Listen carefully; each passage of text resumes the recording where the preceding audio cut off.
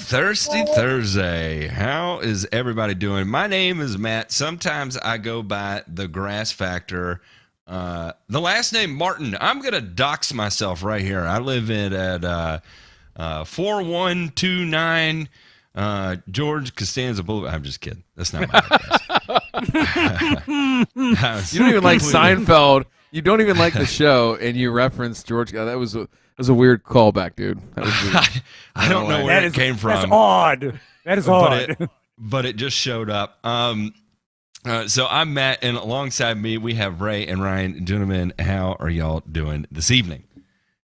I'm great. I am pumped for our guest tonight. I think this is going to be a good chat. A guy who's been doing it for a long time, and I'm excited to talk life and business and all that kind of stuff with him about where things are at. It's a weird time to be in the green industry, and more specifically in turf. And so, Ray, we're going to figure it out, man. I think we're going to sit here and solve the world's problems tonight, right here for the next. I hope so. For the next 8.5 hours, I hope we can get this accomplished.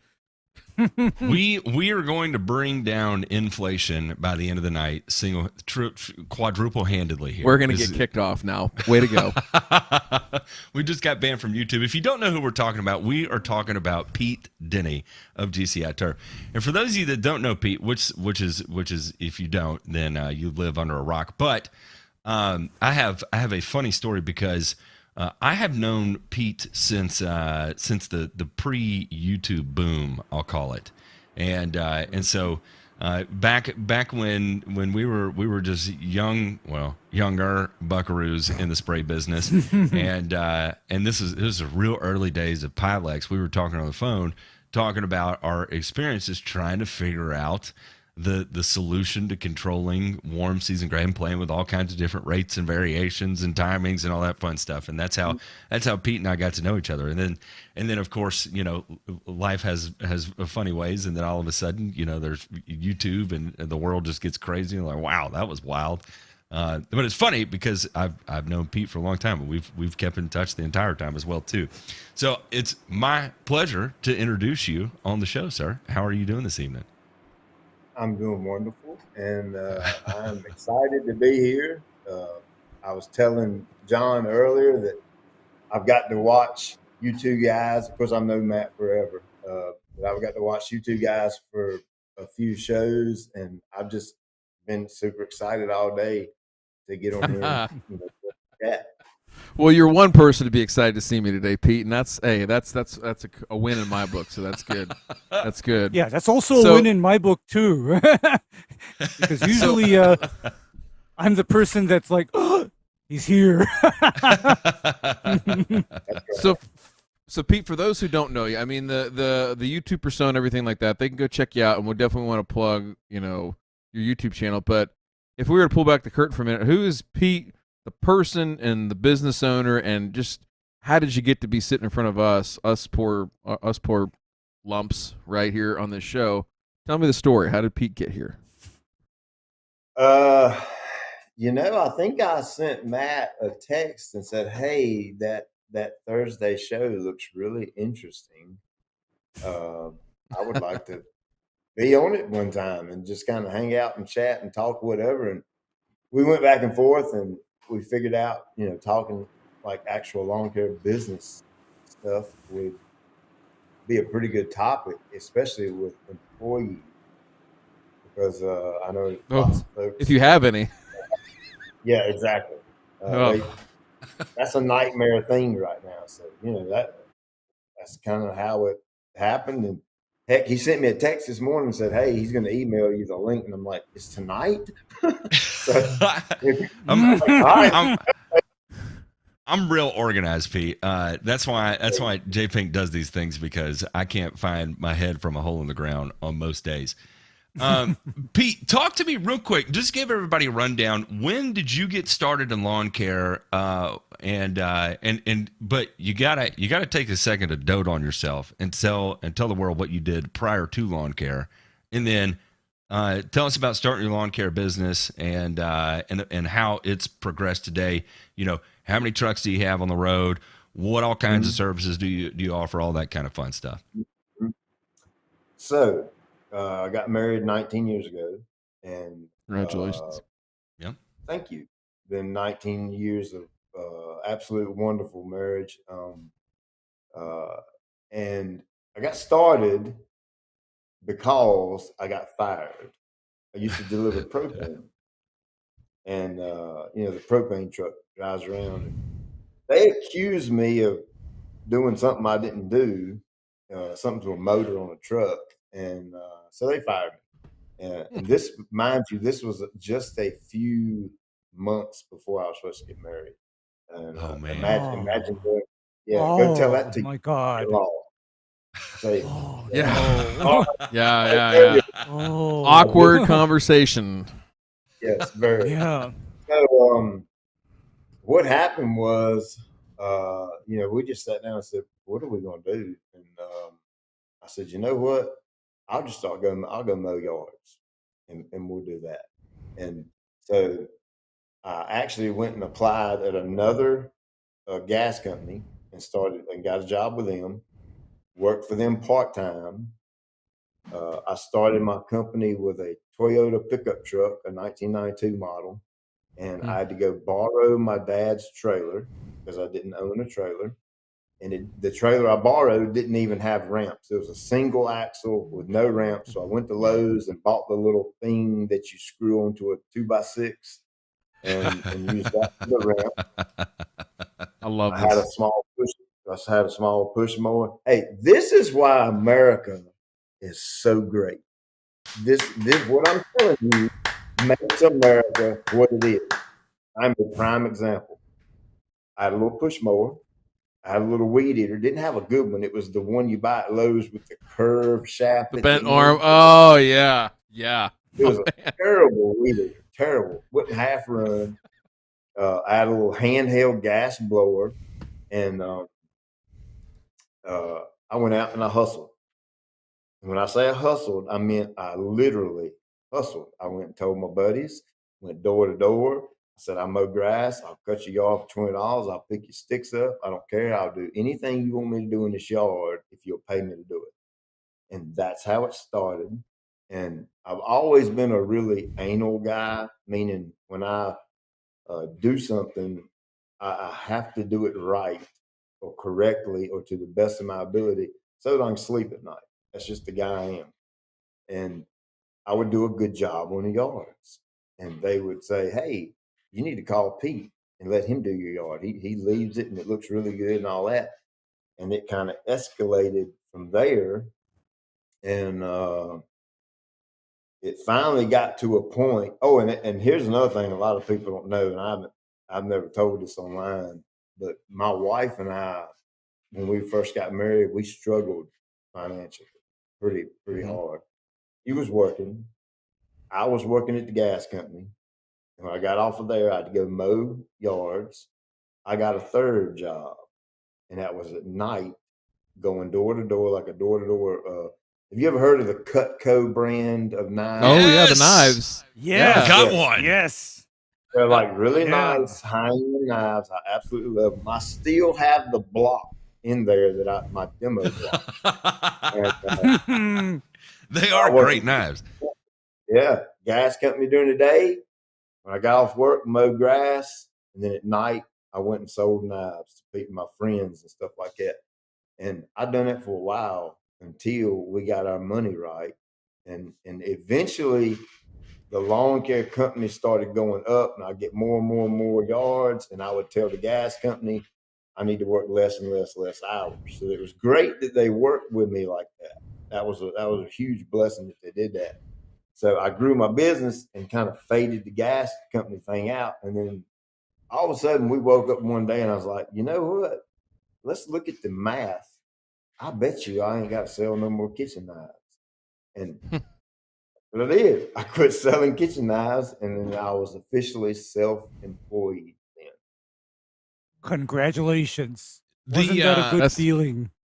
Best feeling in the world. We talk about being unemployable, and there's a certain amount of time that passes where you realize like you really belong in the space of self-employment, and the idea of going back to having the 9 to 5 rules, the restrictions, the in-office politics is just it no longer fits your lifestyle, your psyche. Could you at this point go back to a 9 to 5, or would you always find a way to hustle out of any kind of situation you found yourself in? You talking about me right now, current time? Yeah. I doubt I'd ever go back to the club. Bravo. Unemployable. Yes. I love it. Welcome to the Yes. club. We'll have your badge out in the mail. We'll have your badge out in the mail next week. I would go do something to provide for myself. I don't, whatever it might be, I'd make a way. Yeah, it's funny once you cross that threshold. There's just no going back. And I think the first time you do it, right, you there's a mental barrier that I feel like, and I felt like this going into business for myself too. It seemed like younger, especially the idea of owning your own business seemed like this really daunting task, and only special people can do it, only rich people can do it, or whatever.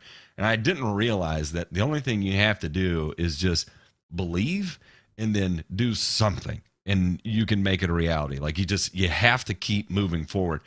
And Pete, and that's where I want to talk to you about this. Okay, you realize you're self-employed now, and you have to make the decisions that are going to determine the future of your company. And in my experience, or at least what I go through, more so now than I did then, it was at first, when you first get started, it's hustling to survive, right?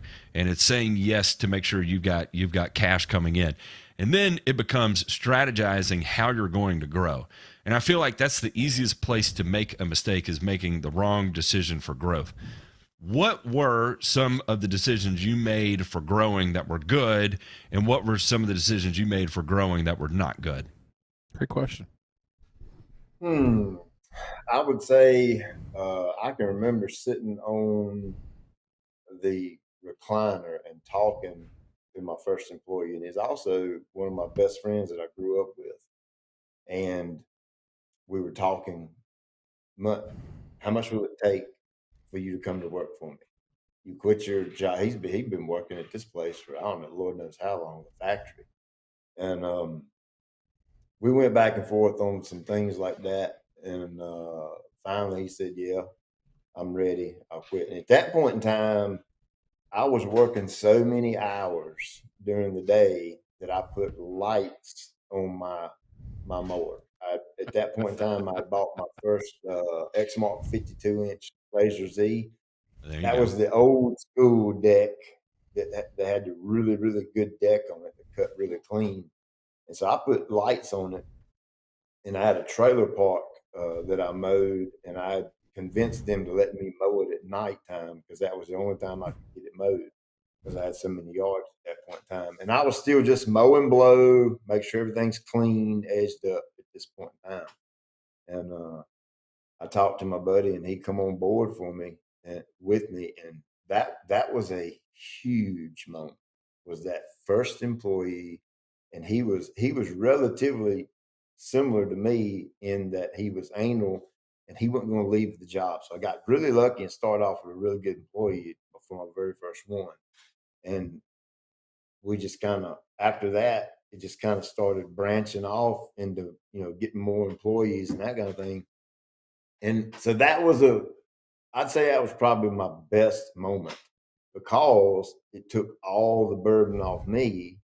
And now I've got another man going out and making money for the company, and I don't have to make it all. You know what I'm saying? Yep. That was a big deal for me. The worst thing I've ever done, I don't know, man. I've done a whole lot of bad things. I don't know, man. I'd have to write all those down and itemize them and say, All right, let me try and narrow it down for you. Do you feel like it was a mistake you made with a customer? Do you feel like it was a bad equipment purchase? Any of those that you felt like if you had to redo it all over again, you would have handled that differently? Yes. Okay. Okay. Yeah, I got a good example for that. I wouldn't say this is the number one worst thing, but if I had to do it all over again, I would not buy diesel F-350s. You hear that? Hear that, Henry Clay Ford? All right. That's what I would not do. I would buy I understand. cab over gas trucks. Cab over gas trucks, like the GMC cab over gassers. Isuzu, GMC. Yeah, we've slowly been getting rid of the diesels and replacing them with the Isuzus, and that has been one of the absolute best decisions I've ever made in my company. You know, why do you go ahead? It all depends on what I always say is how many hills you have to climb. That's my thing, because in my area, gasoline service vehicles have trouble making it uphill and cannot keep up with freeway traffic. Can't get up the poly with the gas or gas over cab there, cab over gas. I had great acceleration with my gasser. I had a GMC cab over at Fairway, and I had two different ones. Neither of them were the Isuzu, but had no problem with them whatsoever. I think they had a 350 in them, and I mean just a wonderful smooth ride. You know, the diesel Isuzus. There's something about that. It's a bit like riding a wooden roller coaster. I don't know how else to describe it. But by the way they mount the bed to the frame, like normally there's some big 6x6s on there that they're using to mount all that together, and it feels like a wooden roller coaster. When I moved to that gasser, it felt like I was riding in a Cadillac STS, and it was just, oh man, what a game changer that was. It was, and I felt like I had the horsepower to make it up a hill versus the gas. And now, granted, my gasser days, I'm running, 80s, 90s. In my diesel days, 80s, 90s Isuzu cab overs, and I even go back to my True Green days, where I'm running these manuals that, you could not make it up a hill less than second gear. Over second gear. So you're cruising at 22 miles an hour, but you're making it up the hill, but you got to go 22 to get up there. So. I don't know. I kind of had a love-hate relationship with the diesels. They ran great. We use it. I've been buying the Isuzu NPR, the gas model. Uh-huh. Those are good vehicles. Those are good vehicles. What kind of upfits do you have on this, Pete? Like, what's your payload look like back there? Two of them are like the flatbeds. One's like I want to say whatever the max is it 19 feet? I believe is the max length. One of them is that, and then the other one I bought from the city of Tampa Bay, Florida. I got an insane deal on it. I bought it on eBay of all places. They used the truck to haul their mowers back and forth to the shop. It was a 2012, and it only had like 12,000 miles on it, I believe, 14,000 miles. That's an incredible deal. Yeah. Yeah, and I give like 32 grand for it. So what? That was a stupid buy. So I bought it, and I paid somebody like $600 from Florida to drive it up here. And when I got it, like brand new, I'm like, holy cow, I got a good deal. And that one's like a 14-foot bed with the landscape thing. It got the racks, the box in the front and all. Okay. And the other two is they're just a straight up 14-foot flatbed, 14x8 flatbed. And they got spray tanks and stuff on it. What spray tanks do you run? What pumps? What's a typical spray truck outfit look like for you? They're Pete built. You ever heard of that? Nope. I don't. I like. I build them myself. Okay. Man after my heart. Yeah, man after my heart, right there.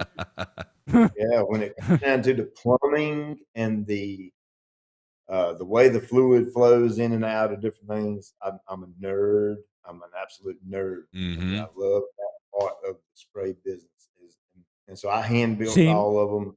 Each truck's got a 500 gallon and a 250 gallon.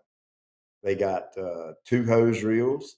They Mm-hmm. got 2 pumps, Honda with a Kappa 43 gear reduction, and I have it plumbed up so that I can use one motor and pull off a 500, the other motor pull off a Mm-hmm. 250. They have their individual hose reels. Or one of the pumps, I have it set up to where, let's say a technician's going out to, we got some places out in the country in this neighborhood that the yard size is about 2.5 acres per yard. They're massive. And so he needs a lot of liquid to go out there. So I plumbed it so that we can fill up 750 gallons and he can go out to that one neighborhood and take care of everything out there with one fill up. So, you turn a few valves and you can pull Yep. off either or tank or pull off both of them. Yep. So when I was at Fairway, I had a 600, a split 100-100. Those and I those were on 2 hose reels, right? So I could pull 100-100 from one hose reel, 600 from the other hose reel, and then I had a 3-way valve on that where I could pull, from the first hose reel to the back tanks too. And then I had a 100-gallon drop tank that went to a third hose reel that set underneath the top 2 hose reels. And that was just dedicated to that one. And I only ran tree shrub material through it because at that particular time in Augusta, 50% of my customers were also tree shrub customers. So while I'm out doing my lawn route, I'm not going to schedule a second route to come. If every other yard is a tree shrub, I'm not going to run a separate route for it. While I'm out there, I might as well do it. And if I can, do $2,000 in production that day, then all power to me. I'm going to get it done, right? Double my stops. So, I love that setup of flexibility and what a difference it makes to be able to pull to have multiple hose reels, because there's a lot of times where, if you're switching between your front tank and your back tank, and then you got to purge the line, and maybe you got something in your back tanks that you don't want to cross contaminate, and it just gets weird. And then you're having to add blue dye to it just to gauge when you're fully switched over to your other tank or whatever, however you're using that to purge your line. Or you could just run off a separate hose reel. A good example of that is in May. That's when we start doing our preventative fungicides. We'll have our round 3 mix in the 500-gallon tank. And then we'll have our round 3 mix plus our fungicide, which we also start round 1 fungicide in May, in the 250 tank. So that way, when they're going through the route, here's a yard that gets, the normal round 3, and then here's a yard that gets round 3 plus fungicide. And all they got to do is change motors and grab the other hose reel. And they can keep running. That is Yeah, that is the key to flexibility right there. Mm-hmm. very much so. Very much. I intentionally left the back of the bed open. I have all that crammed in front of the axle, and I left the back part of the bed open so that we can stick a pallet of fertilizer on there for granule.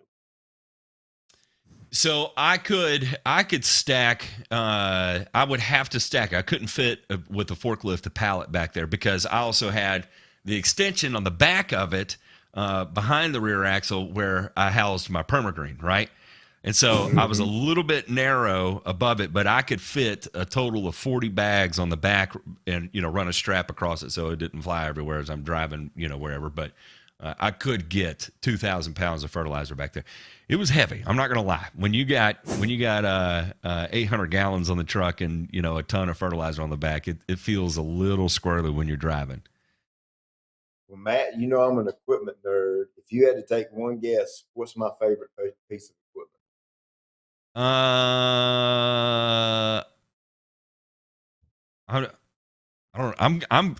I'm gonna go way out on a limb here. I'm gonna say it is your agitation system in your tanks.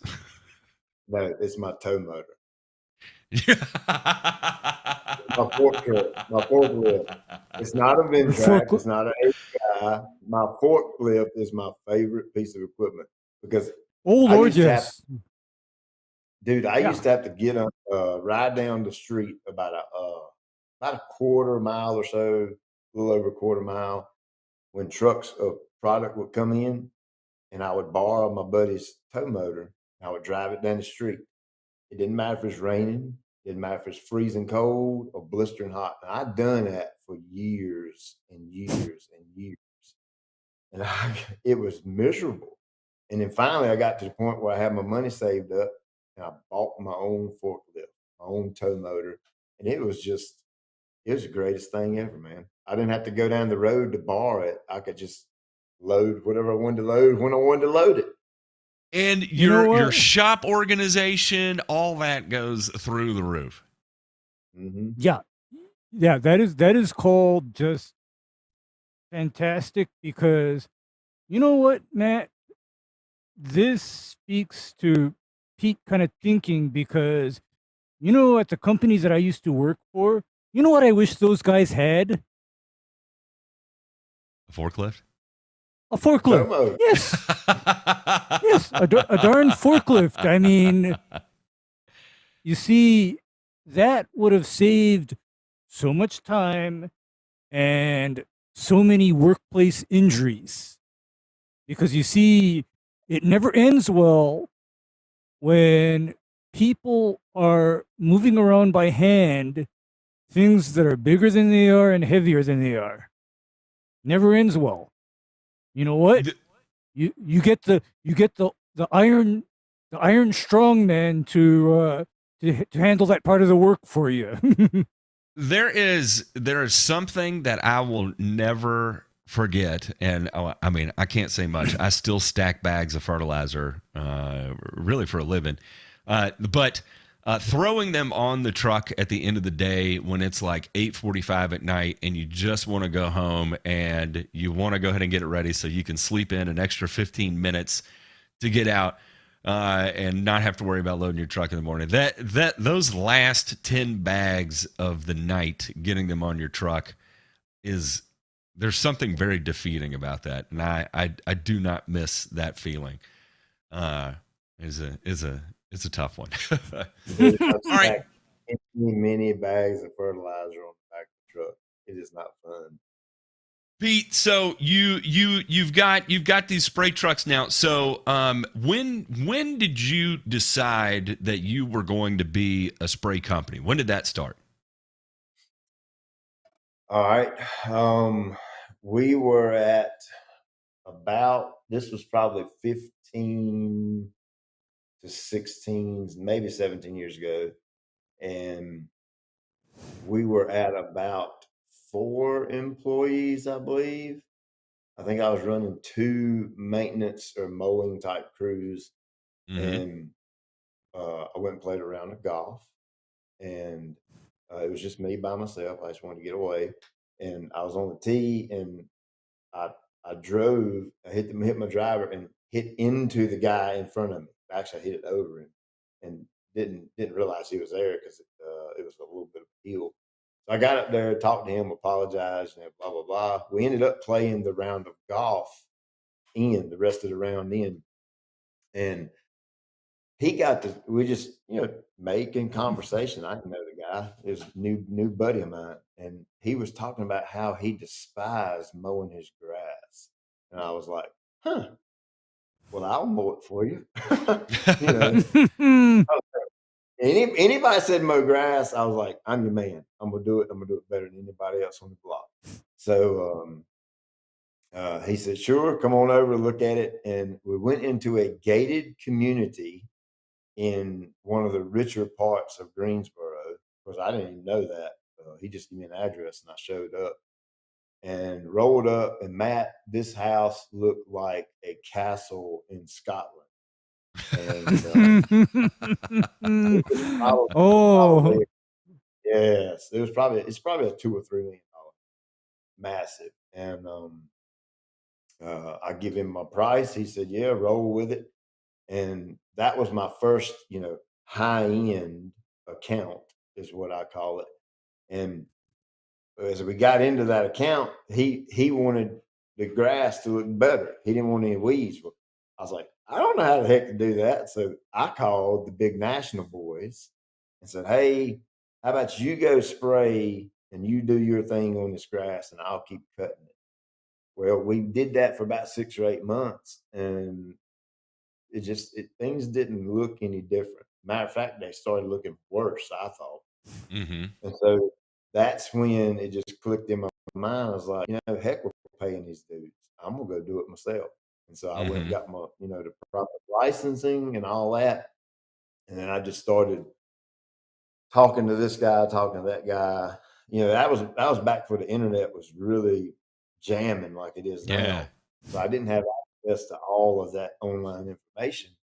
And so it was a lot of, going to, the fertilizer store and say, give me that fertilizer right there. And I'd go try it and I'd see what happens.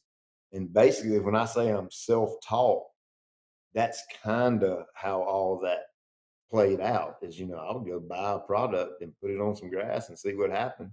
And if Yeah. I liked it, and then I would compare it to what this other guy told me he did. And it just went boom from there. And, the maintenance yards, we would do the treatments on them. And then I can't remember where I was, but I specifically remember a dude coming up to me and saying, hey, I know you guys mow this yard and take care of this yard. I enjoy mowing it. I want to keep mowing it, but I want you to make my grass look like his grass. And I said, okay, well, how about I'll just work you up a little program and I'll do the fertilizer weed control on your grass and you mow it. I'll let you know when I'm coming and all that. And brother, when that happened, it went boom. And cause that's 15 years or so ago before everybody and the brother was doing it. And Mm-hmm. in my area, I stepped in at the right time and it went bonkers from there. Neat, So neat. you go Yeah. into this. You're picking up lawn accounts.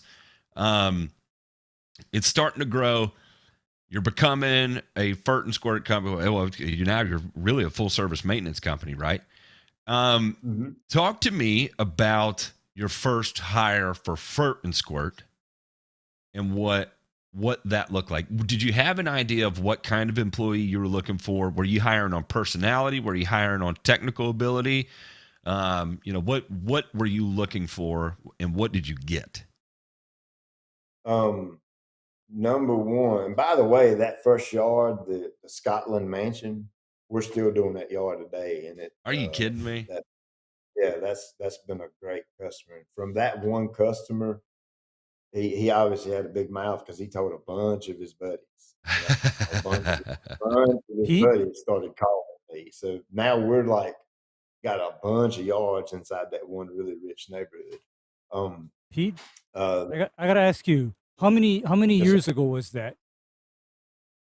I'm gonna say that somewhere around 12, 13, 14 years ago is when it really, really started taking off Wa- strong. Wow, wow. Because I kind of have a similar story, except in reverse. Because up until about 2010, what if I told you that I never mowed ever? Never mowed. I was strictly a spray guy. I'd say you're pretty smart. No, no. But then here's though, Pete, where it started going sideways on me is that in order for what I did with the grass to really justify the cost and to produce the results, the mowing had to be totally on point.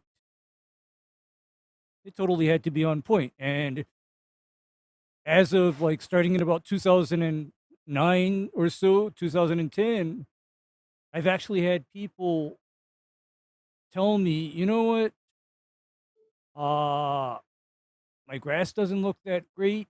I'm paying somebody to mow and I'm paying you to treat it. And I know that the grass always has to be mowed no matter what. So I'm going to have to let you go. And that is when I had to kind of make a decision, and I was at the crossroads where, okay, I'll do it, but you know how you said anal and maybe even a little bit obsessive? Mm-hmm. I think that would be me I can too. see you I being think that that's way. everybody on this panel. Let's be honest. The reason we all congregate and talk the way we do is because we're definitely anal, and I would not say a little bit obsessive. I would say hyper obsessive, as a matter of fact. And Yeah. Ray, on your mowing talk, I got to throw this in there. That's my number one, absolute number one thing that ticks me off more than anything about a customer is they don't take my advice on how to mow and how frequent to mow and when not to mow. We'll have a neighborhood and we will have two non-irrigated yards side by side. My company does the treatments on both of them, but my company mows one of them and the homeowner mows the other one. In the middle of the summer, when it's dry, no rain, they look night and day different. Totally and completely. It don't even look like Pete treats this yard or anybody does. It could look that bad. But simply the way we mow and the way we don't mow when the turf is stressed out makes a drastic difference. And I can't get customers to understand that simple, basic concept. I can't get them to understand. Oh yeah. You know, Pete, that is something where not everybody gets it, not everybody understands, because just last month, I actually had to let somebody go. And the reason why I let them go is because they wanted somebody else to do the mowing. But here's the deal, I would allow that. However, that mowing person had to be able to follow my instructions, do what I say to do, how to do it, without going off into his own tangents and doing it how it always has been done. Because at the end of the day, I'm the one that gets the phone calls about the burned out areas and the brown areas. And so, because that was not, part of the deal, I said, okay, you know what? I don't think so. I really don't think so, because your mowing guy, there is no way in the world he can come up to my level. Okay, there's no way in the world he's going to come up to my level. Not happening. I love that. I love it. That is your truck. That is your logo. That is your reputation sitting in front of that house. And it has Pete, to look a certain way, period. Yeah, Pete. Yeah, there's Pete. No, I mean, I get it. And I guess you get it too, in that I tell people there are certain things to where if the lawn looks a certain way, I don't want to be caught at your house when the lawn looks like that. Is that absolutely? Okay, I don't want to be caught at your house because here's the thing, because here's the thing too, is that there's other big lawn companies, whatever, and we all know each other, right? Because Honolulu is a very small place, so everybody knows everybody, and there are certain things that I don't want to be seen in front of or to be associated with. Real question here, because I can admit I've had to do this several times, but how many times have you treated a yard and you were like, you know what, I'm going to put a flag in the backyard, not in the front yard, so no one saw I treated this yard? I've had to do that before. Shame. Hey, the wind blew the flag down the road.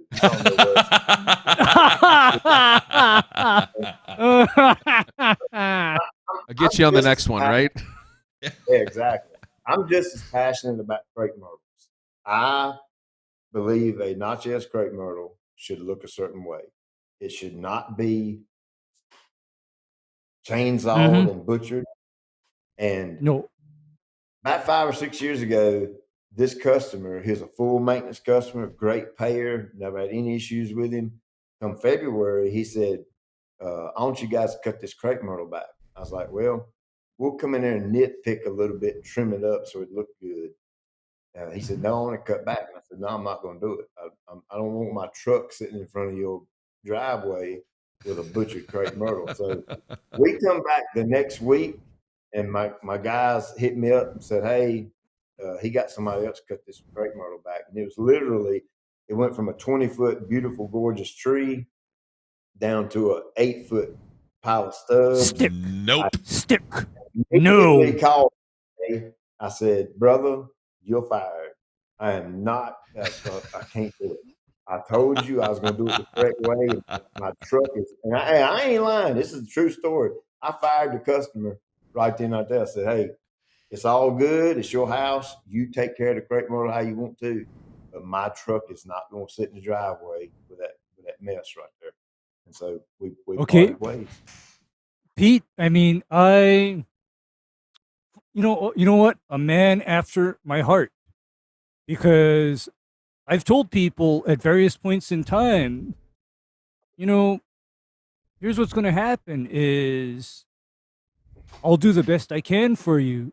But if you're not on board, if we don't believe each other, or if I should find that anything other than your footsteps is on this lawn, I'm out of here. Plain and simple. I'm out of here. I think That's just. I think this is a perfect way to bring this back together. Like, okay, so we have our own critical thresholds when it comes to what we will accept from our customers, right? And a lot of that is going to be that we want to exert a certain amount of control over our final product, right? I would say we probably want to exert a lot of control over our final product because, again, that's our reputation, that's our sign in the yard. And I think a lot of that also parlays into the way we sell what we do, not just to customers, but what we sell to employees as well. So I'm going to bring this back to here. Pete, talk to me about your first spray hire and what that looked like, how that worked out. Best of my knowledge, this is kind of how that happened. I was in the spray truck myself. I was doing all the spraying by myself, dragging the hose. I kept seeing this guy in another spray truck, the national company, and we would talk a little bit here and there, and then I would, say, "Hey, man, it'd be cool if you come on and work for me, man," and just kind of casual conversation. Yeah. And he ended up, name's Jacob, and he ended up coming to work for me. And he actually is, my head guy now still. And, he had experience.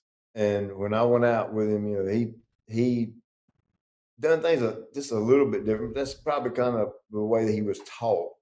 And I had my own way of doing things. So, I kind of got him going that direction, how I wanted things done.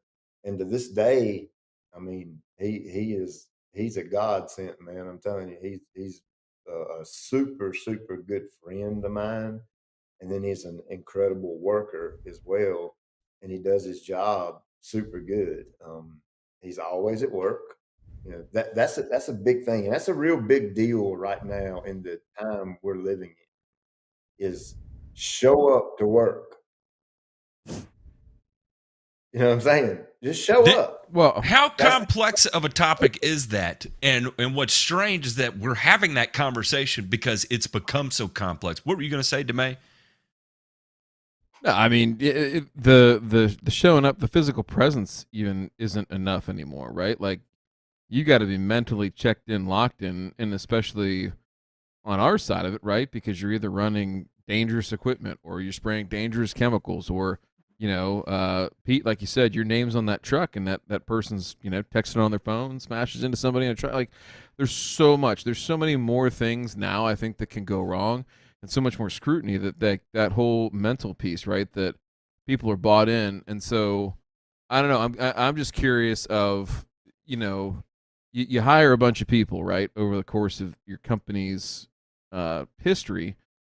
If you had to boil it down of, hey, I've got to see these three things. I call them non-negotiables, and if I don't see, some of these things, or all these things, really, it's just not. It's not worth my time. It's not worth that other person's time. So, just one or two word descriptions of each. Like, what are those things, that you're looking for in that person? Yeah. Obviously, what I just said, you got to show up. But before you can get mentally checked in, you have to physically be at work.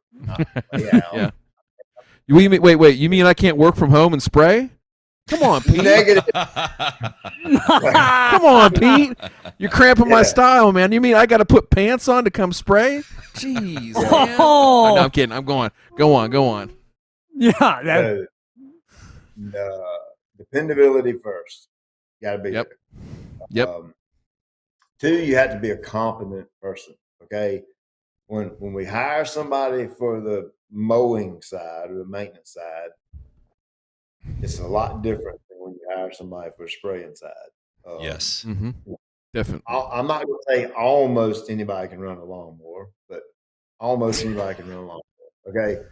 I can teach people how to mow and not tear grass up and all that kind of thing. If you're patient with them, and they'll get the job done, get it done right.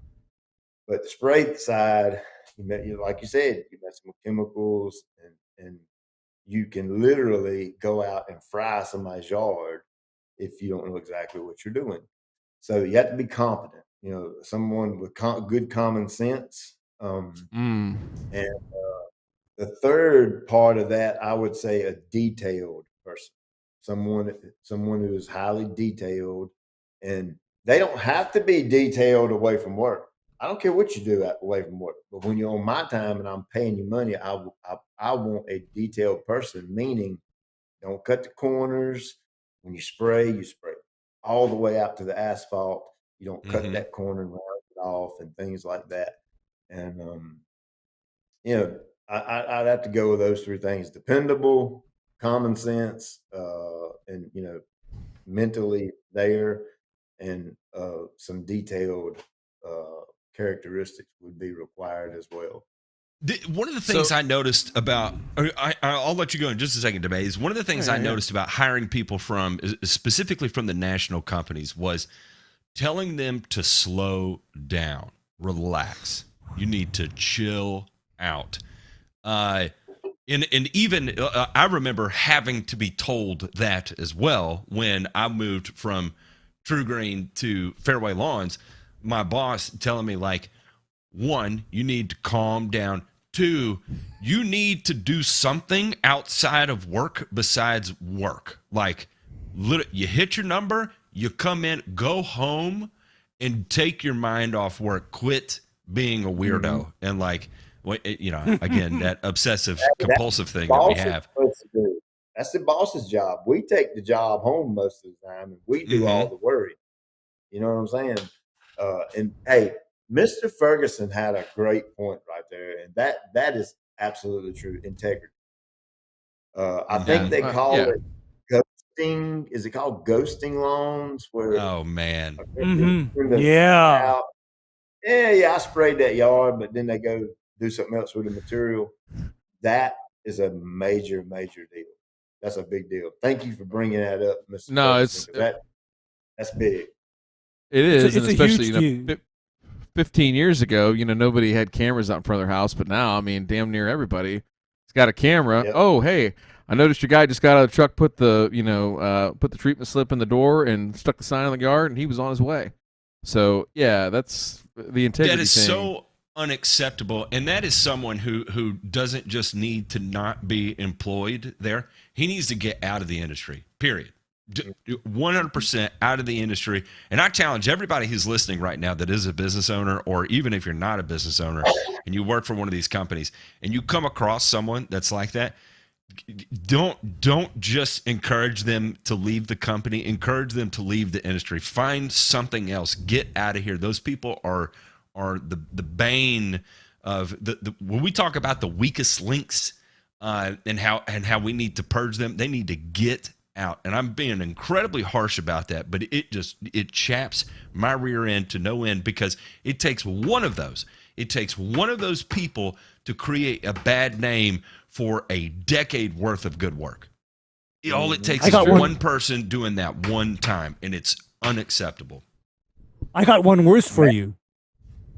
I got one worse for you guys. We're going down the rabbit hole. Yeah, here it comes. Because I have experience with this where I once worked in the same company as somebody that stole, Pete. Kid you not, he stole. And like from a house he was treating? No, Matt. Okay, I was wondering why this was back in the 1990s. I was running short on Image 4SL.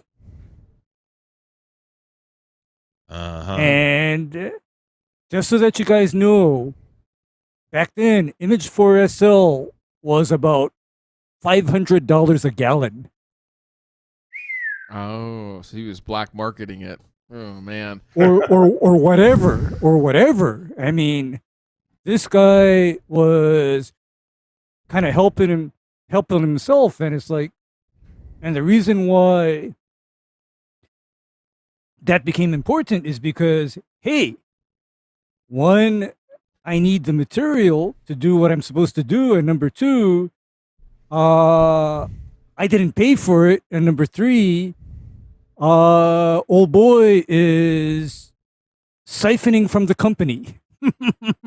Well, and I mean that's the thing, is there's so many ways to get taken advantage of. So here's my question to that, Pete, and I got to follow up after this one. But you just talked about those 3 non-negotiables for you.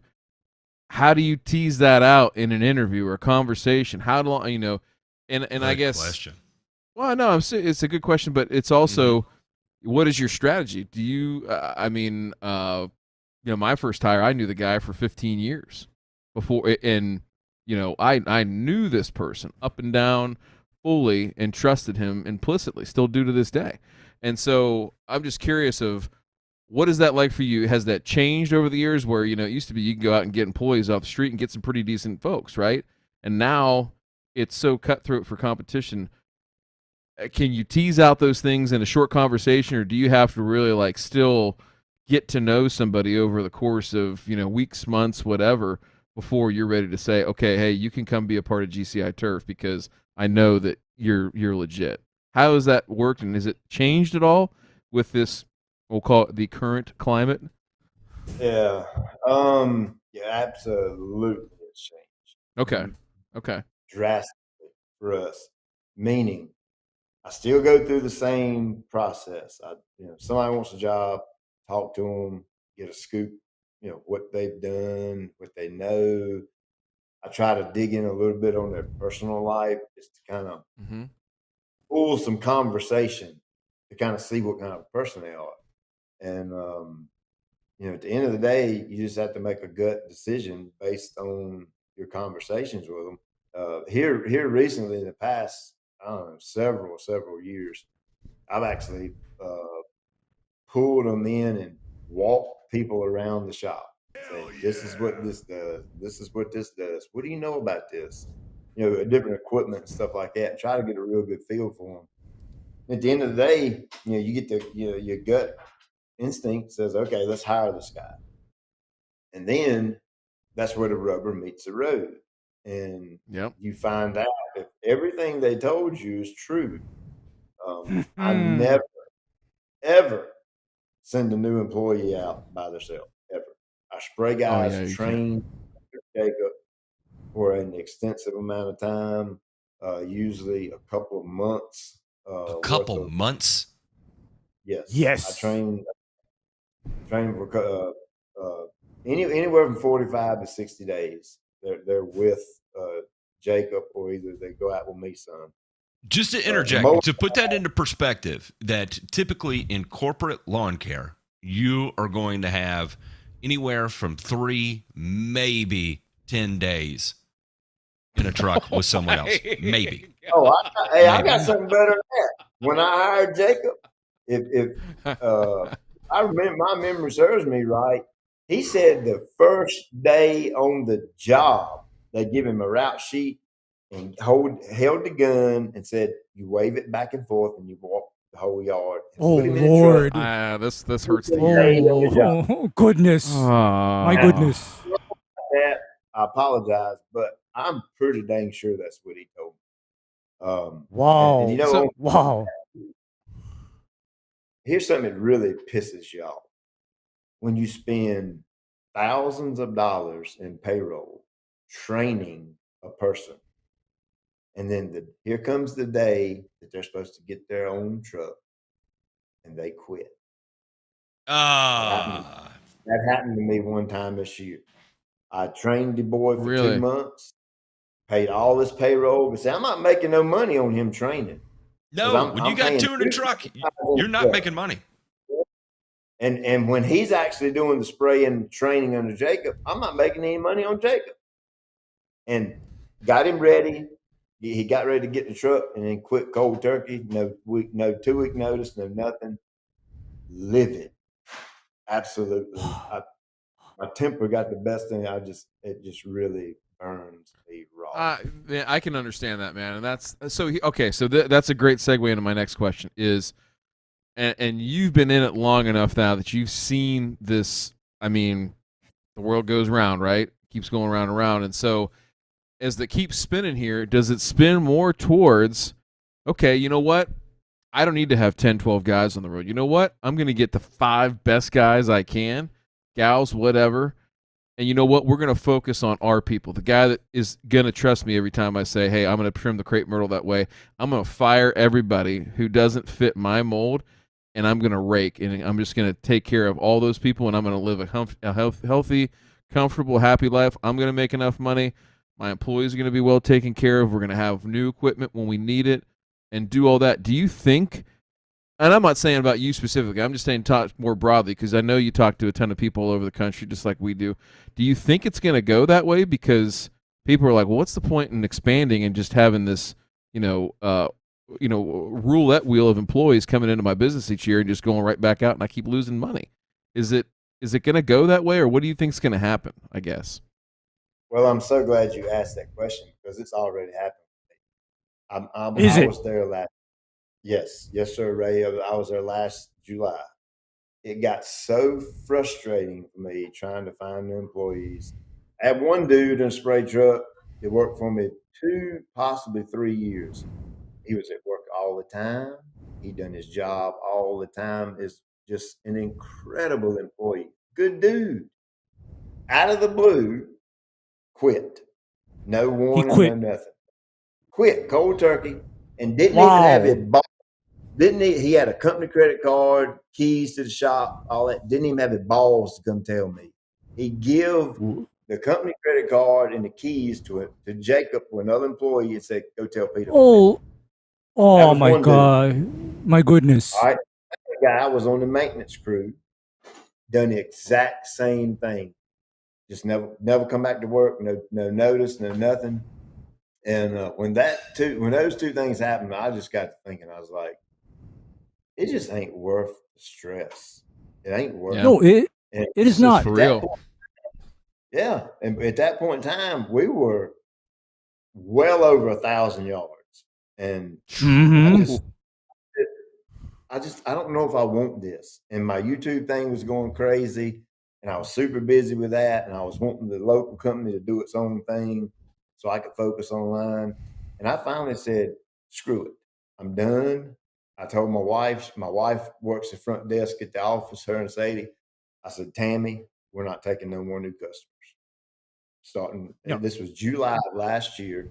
I said, "We're not hiring nobody new, and we're not taking no more new customers." And since then, my stress level has went from way up here down to here.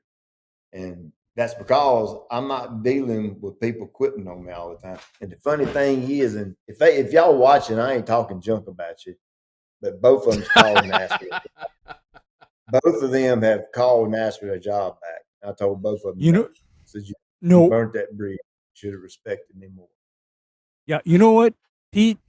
That is likewise, how I deal with these former customers, in that the way I feel is like, if I wasn't good enough for you the first time, what makes you think I'd be good enough for you the second time? Yeah, I mean, I do life's not too like. short. I don't It's a like great revolving. point. I don't like revolving doors, and Like Groundhog Day. you know, yeah, like Groundhog Day. Yeah, you remember that, right? It's like Mhm. it's like every day is the same day. It's like, no, no, no, we're not doing that. And the reason why I go back to this is I get asked to expand and, go big. And my answer to that every time, Pete, has been no, absolutely not. And the reason why is because I don't want to deal with that, because that is going to take away from what my actual focus is doing what I know how to do in the most capable and, competent way possible. I don't want to deal with people where after I've showed them everything, taught them everything, they up and leave. Pete, let me And yeah. let me ask you like this. I know for me, losing a lawn customer was something that would affect me for days, typically. Like I would replay be every honest. interaction Weeks, I had with the weeks. customer. Weeks. We know. Sometimes some I'm not over, to be honest. I'll be perfectly honest. I haven't treated a yard in many, many years, and I'm still bitter about some of the customers I lost. Never mind. Go ahead. Would you equate that feeling to the same thing as when you have an employee disappear, literally disappear like that? Not because, hey, I'm making a career change, or hey, I got a better offer, or hey, this is not the industry I want to be in. But when they give a credit card to someone else and they're like, I'm not, they say nothing. They just never show up again. No, it's a different level for me because I take respect to other people very seriously, and I try to look for. I'm the boss, but I have to look at it from a different viewpoint, from not being the boss. If I worked, and matter of fact, I can say this: every single job I've ever worked in public, I have went to that boss, and when I said, "Hey, I got another job. I'm gonna do this. I'm gonna work 2, possibly 3 weeks for you. I'm gonna give you everything I have these 2 or 3 weeks. So, and that'll give you time to, find somebody else." And that's just the way I grew up. That was That's a what I was respect taught. thing. Yeah. That It's is a a respect thing. respect thing, that you give the employer time, or not even just time to replace you, just out of basic respect. Because the way I look at it, if I were working for a man, that dude is feeding my family. Mm-hmm. He's putting food in my children's mouth. He's putting the house over top of my head, or his company is. And there has to be a certain level of respect that goes along with that. It has to be, period. And And when that trust and all those things. Yeah. I when mean, it just gets shoved under the rug and say, "Screw it, I'm leaving," that's a failure of mine, because it really burns me. It makes me incredibly hot when that happens. Yeah. Just I can't deal with it. So that is, as far as losing the customers down here. When an employee does me dirty like that, it's a whole other level for me. It, yeah, Yeah. that is just incredibly painful, because I know when I left what I left, I gave a lot of advance notice, a lot. And it was just a matter of, like you say, Pete, respect. I mean, because that's how I was brought up too, to have a certain amount of respect for other people. And it is just amazing to me how, in this day and age, that has just basically gone and vanished And, you know, what's even more horrifying to me is how people leave their jobs under the kind of circumstances that you're experiencing, and then they have the nerve to then put their former employer on blast on social media.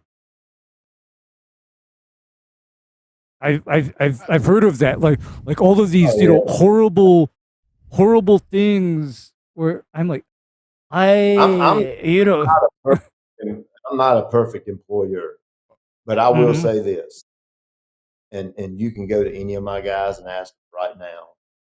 I'm a different employer. I absolutely love my guys, genuinely. I care for them. I care for their families. I want them to make as much money as they can possibly make so they can do anything and everything they ever want to do. I let them borrow my equipment. They can take it whenever they want to. I bought employees refrigerators. I paid debt off for them. I have given them money time and time and time again outside of payroll to help them get past tough times. Anything that your brother would do for you, that's what I've done for my employees. And I know I'm sound like I'm tooting my horn right here, but I'm trying to make a point. No, I'm not making at a point. all. When you No, go man. above and beyond and you Mhm. do all that extra stuff, that there are no rules that say you have to do that other than the way you live out your faith. There's no worldly rules to doing that. But when you do that and then you still get burned, it just, your flesh takes over sometimes, and it makes me so hot. I could rip an oak tree out of the ground. I'll say this, and I completely get that. I do, and I get those same feelings. And I mean, you're the guest. I mean, I'm just sitting here and talking, but it's I look at it as this: is like, hey, you know what? Life is all about timing, right? And there is a certain time period that you have the right team together, and just like in sports or anything else, like it goes away, right? For whatever reason, for reasons outside your control, maybe sometimes totally in your control, but you have to fight through that and pick yourself up and say, hey, we've got another opportunity to bring a good person in here. That person, their time was up for whatever reason. I can't change that, and it's hard, man. That whole like idea of radical acceptance, I think, is what they call it in the self help books and stuff. Yeah. But it's tough. So, on that, in that say this: GCI turf is not the greatest job in the world. Okay, it's a good job. It's a good job. For our neck of the woods in the lawn care industry, I consider it the best job in my neck of the woods in the lawn care industry. I have you can never, control. huh? I said you control what you control, and that's good. You make it make it the best it can be. I have never, and I will never down another man for bettering himself. I cannot tell you how many employees we've been through, and the respectful ones come to me and say, "Hey, I got a different job. I'm gonna go back and I'm gonna do this. I'm making more money. I got benefits. I got this, that, and the other." And I am 100% of the time encouraging it to happen. I want you to better yourself as a person, to help your family, to grow, to make more money, whatever it is. I'm all for it. You have my support 100% of the time. If you need them to call me, I will give you an exceptional reference. And so I don't want it to sound like it's all people quitting and for no reason, and I'm mad about it all the time. The flip side of that is when it does go down right, I'm in support of it 100% because I want the man to better himself and to better his family. And if that means not working for GCI Turf and working a different job, I'm 100% for it. I always go ahead, Demay. You want me to go? Okay. You go. I'm just gonna say that one comment real quick. I'm just gonna say that I always felt like the people that went out and got better jobs, even if like maybe they weren't fully invested, they didn't like it, they were getting into a different side of the industry or going outside the industry, whatever. I always feel like it still helped them find their path, right? Like there was something good that came of it that, hey, they either tried this and they didn't like this, or they tried this and they loved it and they wanted to improve themselves and go be, a manager somewhere, go, do something else that, offer more money, more responsibility, whatever. And so I always look at that as, a positive, right? In your case, right, that you help them on that path to wherever that, that ascension is taking them, right? In their career, in their life. And so you got to look at it positively. And I think you are. I'm not criticizing. I'm just saying I like your viewpoint on that. So, Matt, I'm sorry I interrupted. Go for it. No, you're good. I've got so many emotions over this, and some of it is I see a lot of people talking about. Do what? I said, you have emotions? No way. Oh yeah. That's why we had to talk to him about wearing those sleeveless T-shirts because it shows off that massive chip on his shoulder, Pete. I wear it proudly. So there's a couple things going through my head here. I see a lot of people commenting about culture, and I try not to pay attention to the comments when we have a guest on, but I will say that there is some truth to the culture thing. There's no doubt about it, and a lot of it. Actually, I will say there's a lot of truth to culture, and as you have. When you've been in business for as long as Pete has, culture is established, and you either fit into that culture or you don't. And where it gets frustrating is that when people do fit into the culture, and then all of a sudden they have some sort of wig out in their personal life, and they lose sight of reality. I feel like. And I'm gonna kind of flip this back to an experience I had where there was a guy who worked for us at Carbon Earth, and I was talking to him one day, and he had been showing a lot of good promise, and so I just kind of pulled him off to the side. I was talking to him one day and asking, what do you want to do? Do you want to work in a factory your whole life? What do you want to do? And he was like, man, I want to be the next Gary Vaynerchuk. I was like, really? Like that's what you want to do? V. Yeah, he's like, man, there's just something about when Gary V gets going, I get fired up. I want to do that. And I was like, how can I help you become Gary Vaynerchuk? And he's like, I don't know, man. I know what I need to do is I need to start talking to a camera. And I was like, perfect. I said, how about this? How about you become the Gary Vaynerchuk of Carbon Earth?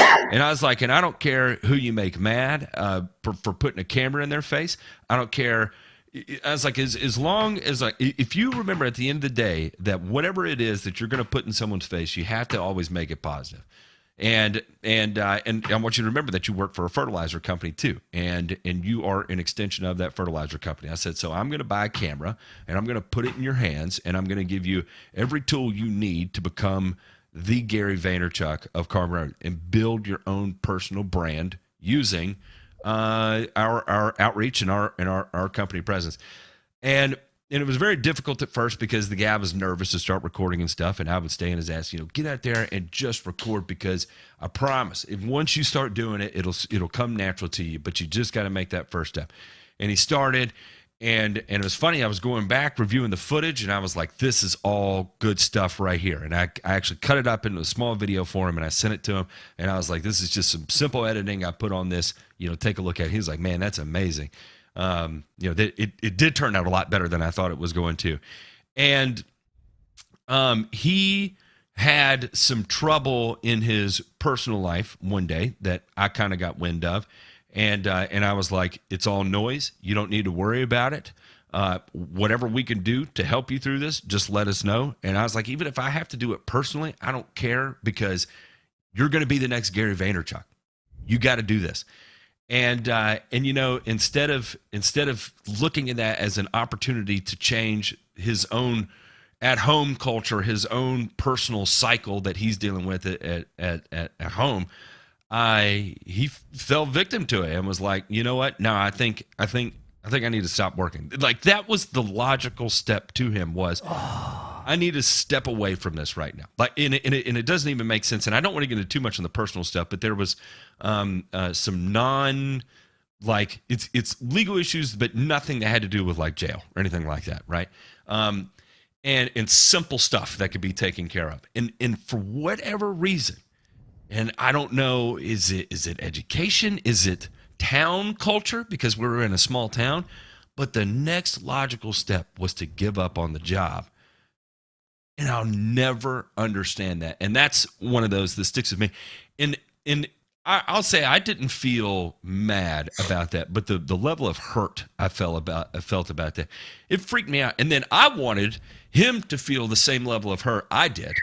And I was not a good person about it. And like for instance, when I went to get the camera back and he was a little slow on getting it to me, I called the sheriff's department right away, and I was like, I'm going to give this guy until 2:00 to put it in my hand, and if he doesn't, then I'm going to press charges because it's a $1,500 camera, and then after I made that phone call, I called him. He didn't answer, but he apparently checked the voicemail because he dropped it off with someone who dropped it off to me. But and it's hard to say, Pete, I can never blame you for getting mad in those situations because when you not just invest monetarily, but you invest emotionally, spiritually, physically, mentally, and emotionally into people, and that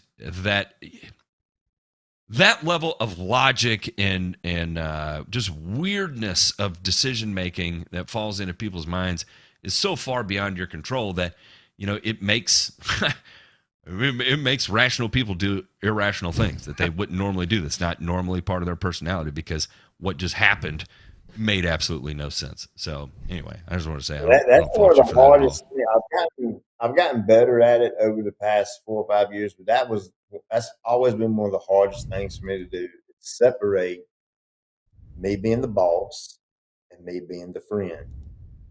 It's incredibly difficult for me to do that because I'm just the guy who's like, hey, let's go to drag strip, man. Come on, let's go do this. Let's go shoot guns. I don't even think that I'm your employer. I don't even think of it that way.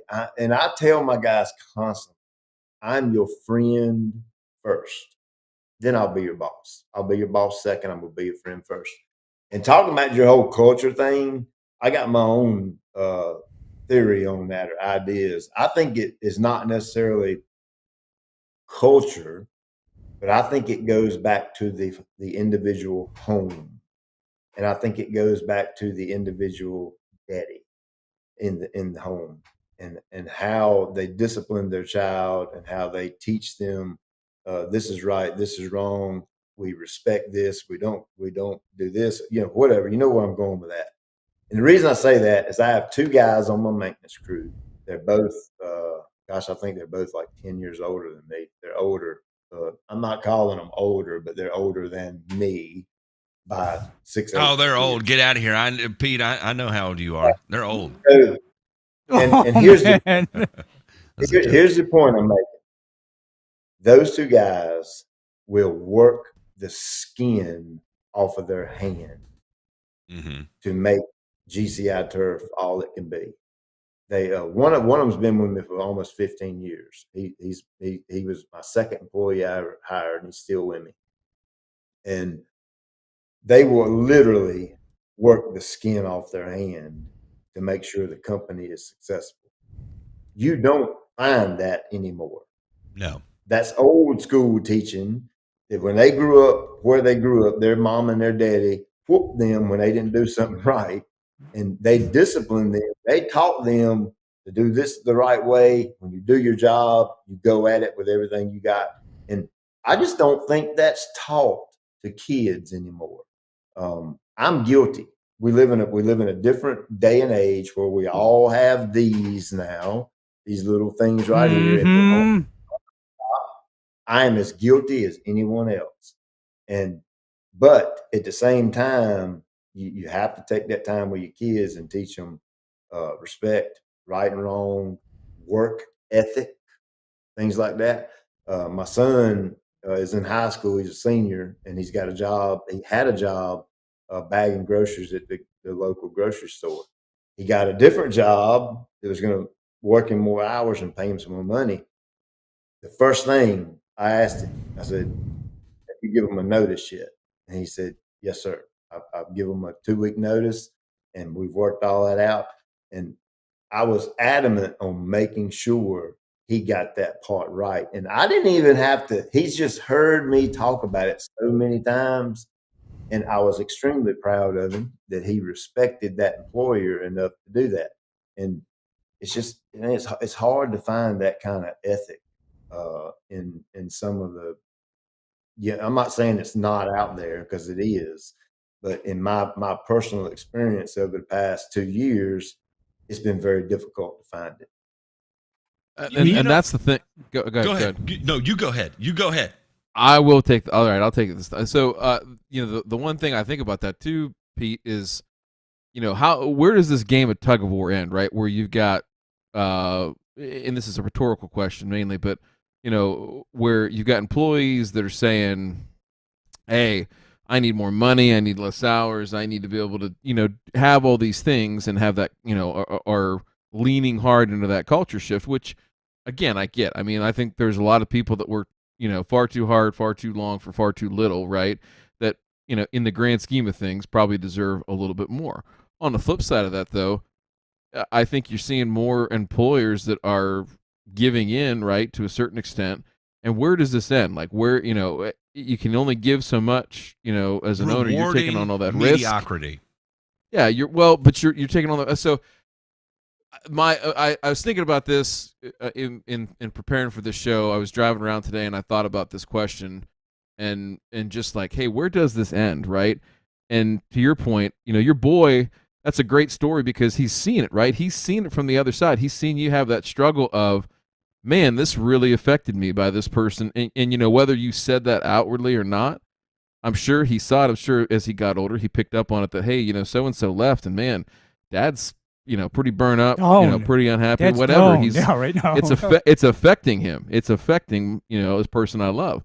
So I can only hope that, we see a lot more people that are, starting up businesses. I mean, there's been like a record number of business startups here in the last 2 years since COVID.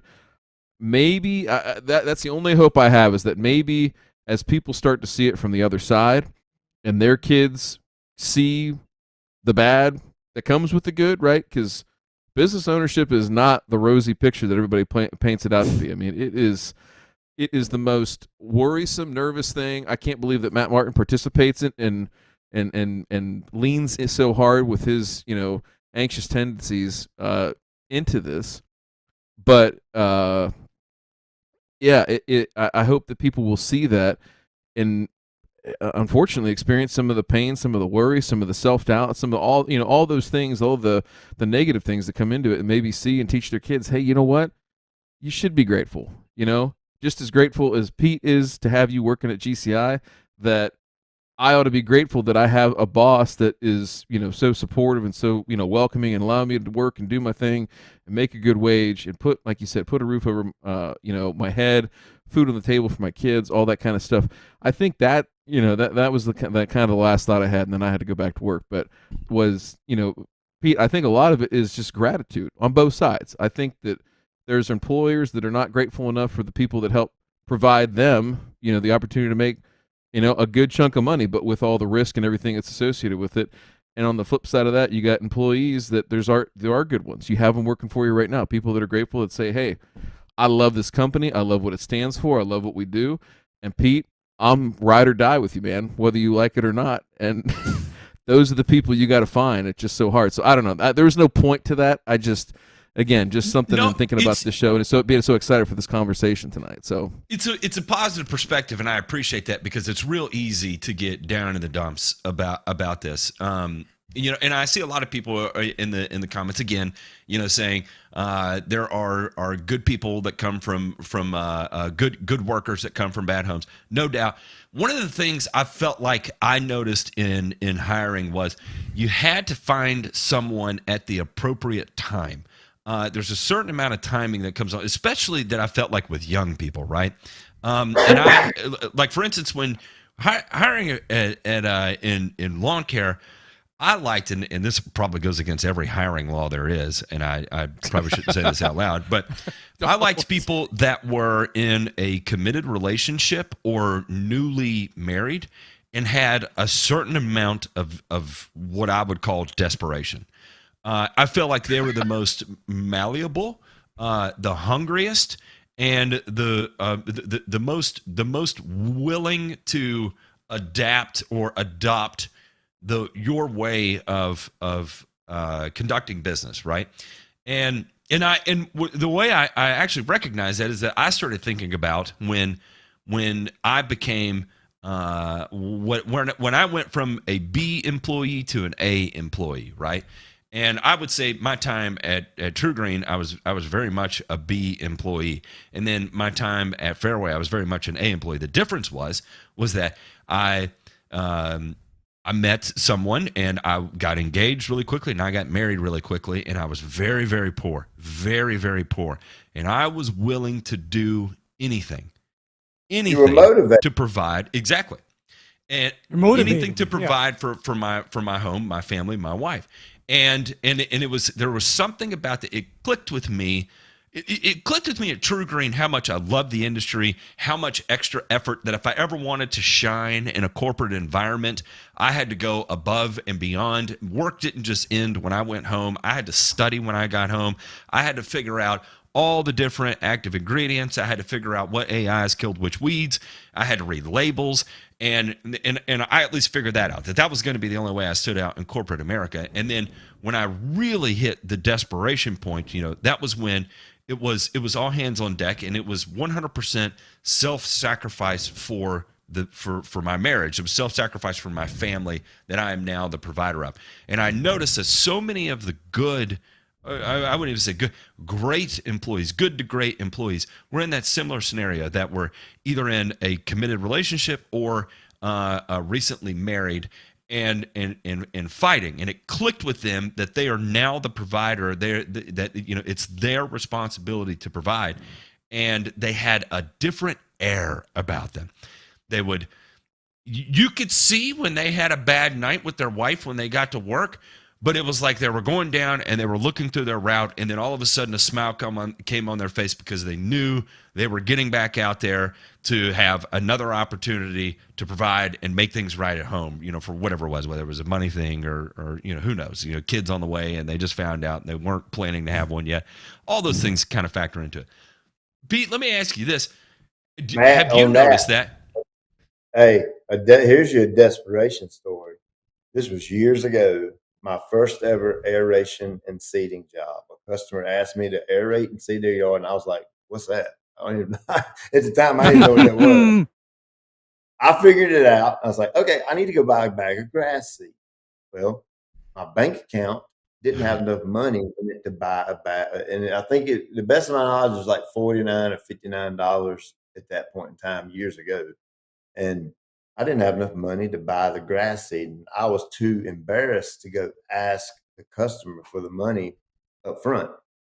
So desperation kicked in. I had to have his grass seed. I called my aunt who owned a horse farm, and I went over there and I shoveled horse manure for several hours straight to earn the $50 to go buy the bag of grass seed. That was desperation. And of course, I haven't had to do that lately, but my point is sometimes being self-employed, especially in the startup, you literally do whatever it takes.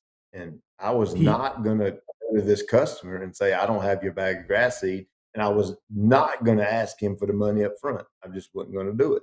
So I made my own way and went and shoveled horse manure for several hours to have the money to go buy the grass seed.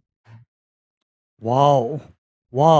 And the reason why I say wow is that I guess I come from a different place, because anytime there's some kind of a substantial material outlay like that, I come from the world of there is a 50% deposit on the total job. Take it or leave it. Well, that's what we do now. We do on renovation work.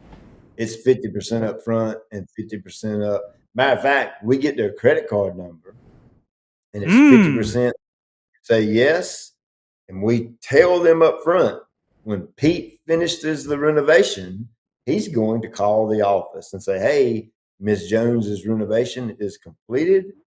Hit her for the other 50%, and they automatically charge it right away." We Bam. really changed the way we Yeah, do that. you know what?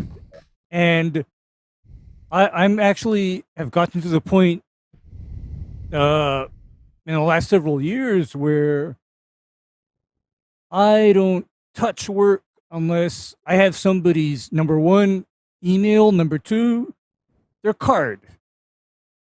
Nothing personal. Because that way I'm not worried about getting paid. Mhm.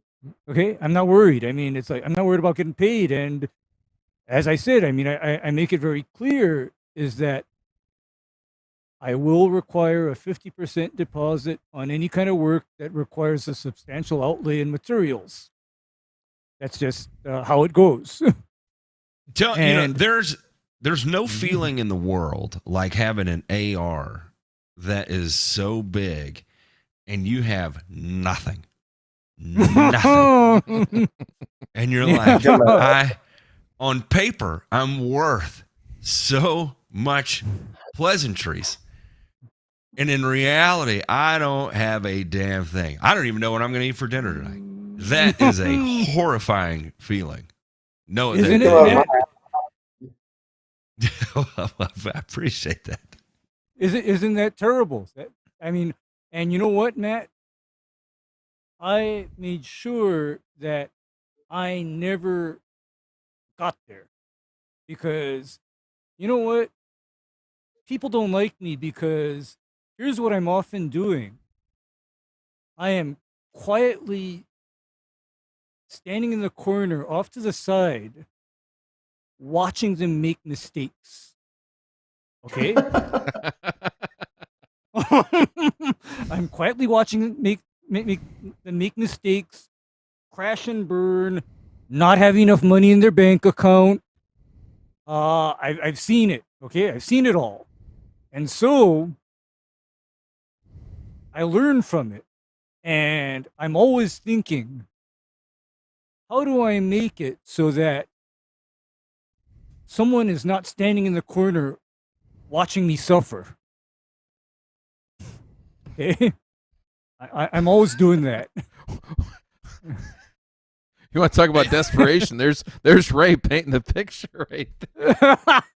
I'll tell an honest story here, and this isn't. I never really get into the specifics about this. When Carbon Earth went under, we had $250,000 in AR, and it was a weird thing when you no longer have a bank account, right? You have $250,000 in AR. And you're dipping into your own pockets to pay the last payroll because you don't have a bank account anymore, and wondering what in the hell is going to happen. And that again, people. I want to tie this back to the gratitude piece of this and the difficulty in finding employees. Somehow bring this all full circle. I feel like, whether it's the cloth we were cut from, Ray, Ryan, Pete, I feel like the percentage of people in the workforce right now that can put themselves emotionally or empathetically into that position and understand the risk that's at play here, has declined. And we'll say it was 10% before. We'll say it was 10% 10 years ago. It was 6% or 7% 5 years ago. And I would say we're probably at 2 to 3% now. I think a realistic number, if you hire 100 people, you're going to find 2 decent potential employees. And of those 2, maybe 1 is coachable from a B to an A employee. Does that sound realistic to you? 1 out of 100 becoming an A employee? It does to me. And I can, and in fact, if I went back and pulled up some spreadsheets, I could tell you exactly what that number was for us at Carbon Earth. It's 1 out of a whole lot. I know that. I mean, I think that's just and that's the thing is like, do you? And I think this is the way forward, right? And this is why you're going to see smaller staffs that are more nimble and companies that are taking in less revenue, but probably generating more margin because they have guys who know what they're doing, and there's less time spent training and all that. Like, there's a lot of upside to that, but this cycle of finding those people is going to be much longer, and your time of putting out the Indeed ad and getting ghosted on 15 interviews is just it's not a good use of your time, right? So rather than that, you try to cultivate relationships that could take months, maybe even years, right, to build, to finally, like, make that that official, hey, let's work together, let's do this. Run Indeed ads and had 2 out of 75 scheduled interviews show up. That's not an exaggeration. Seriously, 2 out of 75 show up. I'm not a good-looking man. Yeah, I'm not a good-looking man, but I'm going to say that I could probably do better on a dating app than I could on Indeed, I'm just saying, Indeed is a scam. The whole thing is it's great for them and their venture capitalist people, but yeah. But how are you going to draw in? I mean, at today's day and age, how are you going to draw in people to interview when you need to bring on 10 people, and you're trying to do a mass, and you do a job fair, you do all this fun stuff, and between it all, you line up 75 interviews, and 2 people show up out of the 75. That something is wrong there, and I think it's bigger than just Indeed shilling people towards you to make sure they get their click money. There is something systemically going on that is different now versus 5 years ago versus 10 years ago, and there's we could argue 1,000 different ways over what it is and how to fix it, no doubt about it, and I would prefer not to get into that because everybody's going to have an opinion on that. And we'll probably end up getting banned off YouTube for it because I'd probably get a little heated in it. But my point is that without a doubt, I don't think anybody can deny right now something has changed in a major way that is weird. It is weird. Because I joke about how I'm unemployable. But let me ask you three an honest question. Could you imagine anybody working for me? No. Not a chance. Not a chance. I could see that there being a select group of people to work for you. I'll tell you what, Ray. If I ever move to Hawaii, I'm coming to you to get a job. There I'll it is. be the best employee you've ever had. So. There it is. Only thing is, Pete, I think one of the issues would become, for example, work ethic. That is what I think is kind of not the same as it was because, on the days that I'm not on this show, guess when quitting time is for me. Oh, you ain't telling me. I know. I work anywhere from 12 to 16 hours a day. You ain't telling me. I know. Yeah. Because what was I doing last night? I was wrapping up at 9:45 p.m. Okay, and day before that, I was wrapping up at about 6:30. Yeah. So the only thing, if I come to Hawaii and I work for you, I'm gonna tell you, you better have a good workload because I'm extremely efficient and I'm extremely quick in what I do, and I'm very thorough. So don't sell yourself short. You better have a lot of work for me to do. I think he just said wear him out. Wear him out. Actually, Pete, bro. Here's the thing: is that what's more likely to happen is I'm planning on getting away from the rock. What rock? That Why? rock that I'm stuck Oh. on. He Well, wants to no, come down south, Pete. It is calling to Okay, him Listen, like a beacon. John earlier. You come to North Carolina, me and you's gonna take a road trip, Ray, and we just gonna talk. Hey man, I've already filed the Delaware LLC. We're gonna call it All Beards Turf. Right there, baby. All Beards Turf. What a befitting name. All right, What a befitting. son, I really appreciate you coming in to apply. I need you to come back here in about 3 months when you're a little thicker, a little fuller, and we'll talk about a job. All right, get your clean shaven butt out of here. But seriously, I don't know. I think that's the way of the future, man. I'm glad to see that you had that realization right already. You know, over a year ago now, right? And saying, listen, you know, enough's enough. You know, money to stress level, right? That ratio, there is a breaking point there, and we're in this like hedonistic society right now where you got to grow, you got to scale your business, you got to do this, you got to do like. Why though? Why do I need to do that? And Oh man, when I started this, I had dreams of having 50 trucks on the road, and every Could you imagine? single house knew who GCI was. They I wanted all these employees and these massive things. And I'm gonna tell you what, where we're at currently, right now, September the 8th, 2022, we're considerably less clients than we had 2 years ago. My group of men and women that I have working for me now are exceptional. They are incredible people and they are incredible employees. And we are not taking any new customers. We are doing everything in our power to keep our customer base we have now perfectly happy. And Pete is content. That's a big word that you don't hear a lot anymore. I am finally content in making this much money, whatever that circle looks like. I make this much money and I can do this, that, this. And then if I don't have enough money to go do that, I just don't have enough money to go do that. I'm okay with it.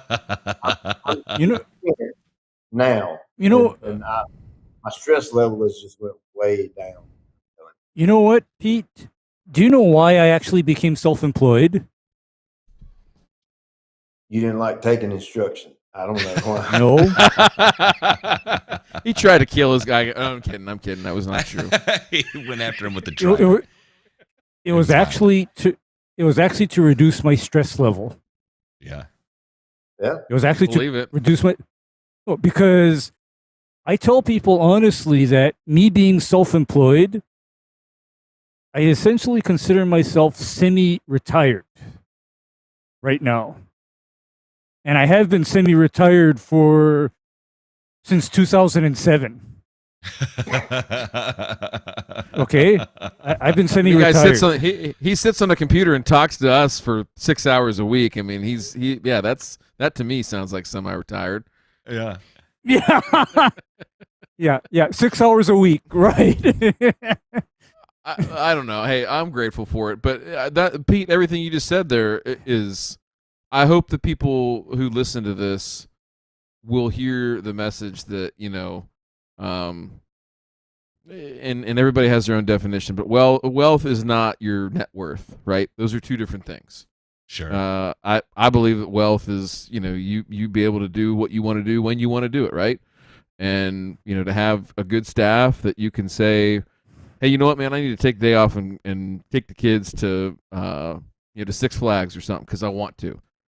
That's wealth. Like not being chained to it to say, nah, I can't burn a vacation day, or I'm so, entrenched in the business that I can't take a day off to go do something like that because everything would fall apart. I mean, that's a bad way to live. And so, I don't know, man. I have a ton of respect. I was so excited for this conversation, and yeah, I mean, it's been really cool to hear your perspective on all this stuff and just wrap around the business part. I was extremely nervous coming into this. I'll just be Oh, listen, Oh, you old Pete. cuss. Don't Pete. come on. Pete, on. you were the first live buddy of stream mine guest. texted me today. I told him I was going to be on here, and he said, "Yeah, that's 4 big brains." I was like, "No, that's like 3.5." I Stop. was nervous, Stop. but you guys are Stop. awesome, man. Really awesome. Stop. I mean, because like the premise of our show is, you know what? We are never here to make people small or to make people feel less. I mean, for us, a big part of why we're even here is I always say it's so that we can grab hold of people and lift them up. Mm-hmm. That's why I'm here. I You know, feel like and I that's what I want to do. Is I That's- want to grab hold of people and lift them up, even though they're a little heavy sometimes. But hey, I'll lift them up. I literally want to pick people up. I was going to say my favorite thing about this is, especially talking with the pros, is I love. You can tell the difference when you have someone on and they can talk candidly about their failures and their shortcomings. There's something about that I think people in this industry need to hear because it reminds them that everything is going to be okay. Because whether you've been in this industry for 1 year or you've been in this industry for 20 years, there are certain days where you are questioning your sanity and really wondering if everything's going to be okay. Did I make the right choice? Should I sell the business? Should I get out of this? What should I do? Does my family hate me? And just to hear that you're not alone. Jeez, man. Tell me that hasn't gone through your head. Tell me that hasn't gone through your head. It's a serious thing. I love talking about failure is how you learn. I've told so many people this story. One of my first fertilizer customers wanted his yard green, tall fescue, a little bit shady, irrigated, July, super humid. I go out with a belly spreader, take a micro Preel 4600 urea, and spread a yard with a belly spreader. Come back, and the yard is absolutely toast. And I had to redo that yard for free, basically almost a full renovation for free, so I could make it right to the customer. But you said the failure. I love talking about failure. Some people run from that stuff and they're scared about it. I don't care if you know how many times I failed. I want you to take the failures that I've done myself, and then don't do them yourself. Learn from it, and then that's the only way you get better. When you fall down, you have to get back up. You know what I'm saying? And if you never fall down, you never learn anything, so you can get back up. And I would say this, and I say it in our business all the time, is, if we're doing our jobs right and we're at the peak of our performance, we're getting paid to learn. So whether it's something we've done 1,000 times before and we're trying to eke out that next 0.1%, right, and just figure out a way to make it just that much better, because that's the kind of people that we all are on this panel. We're looking for any edge, any angle, any little thing we can do to make it a little bit better. Or if it's something we've never done before, we're going eyes wide open, and even no matter what, whether it's that thing that we've done over and over and over again, or it's something we've never done before and we're doing for the first time, like the whole failure piece, like you gotta embrace that's gonna happen, and you got to accept that it's gonna happen. And like you're saying, Pete, like you have to have the fortitude to be like, yep, I'm gonna take a look at that and look at it from all angles and really try to figure out and be honest with myself. I think that's a tough thing too for a lot of people, because we can be very ego-driven people a lot of times, but you got to be able to have the humility to say, okay, I could have done this, and this differently, or if I do this again, I'm going to do that, and that different. I mean, it's an acquired skill, and I think the most successful people in any walk of life, but mostly in our business, because there's a lot of failure and there's a lot of stuff that's outside your control. That you're never going to get in front of, but you can try to mitigate to an extent possible. So I don't know. I think it's great perspective. I hope that if somebody watches this and you're you're looking for a job and all that kind of stuff, I hope you find somebody like Pete that is going to be real with you and have that mindset that failure is a part of life. It's a part of growing as an employee, growing as a company, and jump in and put that next bag of fertilizer on the pallet, Matt. Ray, fill that backpack with another 50 pounds of water and go out and spray that next 2,000 square feet. Hey, I mean, and that's or to Pete's, fire a customer. Hey, we're more set up to fail by keeping you on our books and taking money from you. We're more at risk by doing that to fail than we are to just say, hey, you know what? Your money's no good here. No. We appreciate you. Yeah, we respect you, but we got to go. We love you. However, don't call us ever again. Actually, it's called, you know what? I think you'd be happier with somebody else. And I hope that person can do you right. Matt, I have figured out your side hustle, man. This is it. All right. I need you to commit 2 hours a week. People will pay you a small sum of money because I don't think you need a lot to do this. You can be the lawn care guy that all the other lawn care operators have call to fire their customers for them. You do this as a service. Could you imagine how great you'd be at that and how cathartic that would be for you? I think this is it. We should do this. As a high stress, high anxiety individual, that would get a lot of the demons out of me on a daily basis. Well, gee, Matt, I'm going to throw this out to you right now. If you ever need to let go of a customer and you just don't want to be pained with it, please feel free to just three-way me in, and I'll very gently and gingerly let that customer go. Yeah. Hey, we'll start doing those live on the air someday.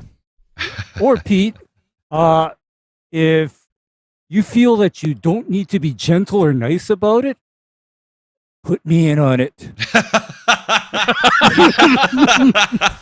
Ray, Pete, we've gone from bad cop to bad. We've got the badder cop and the baddest cop.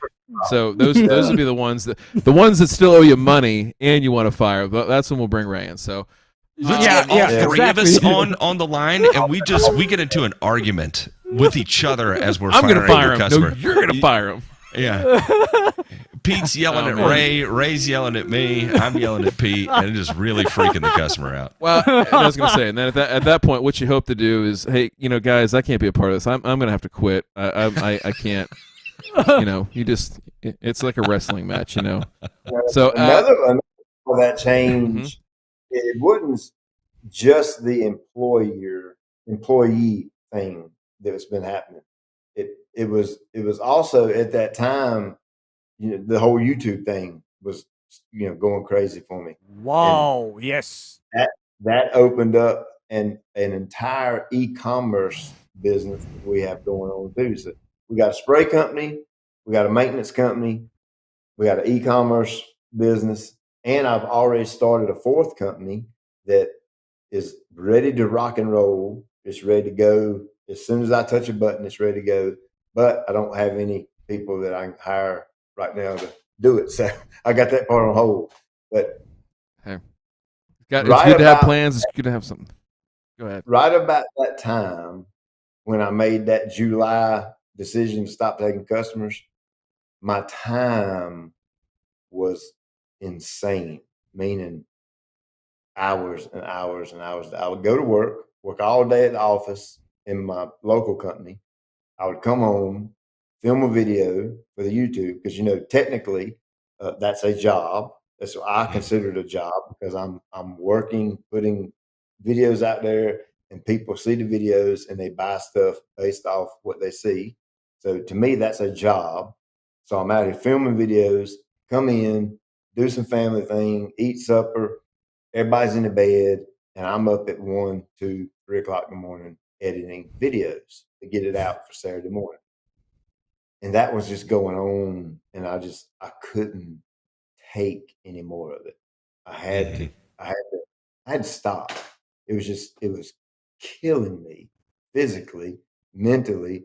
I found myself snapping at my kids from time to time, and I don't do that. I don't do that with my kids. I love my kids. I'll die for my kids. And when it got to that point, I was like, I just can't do no more.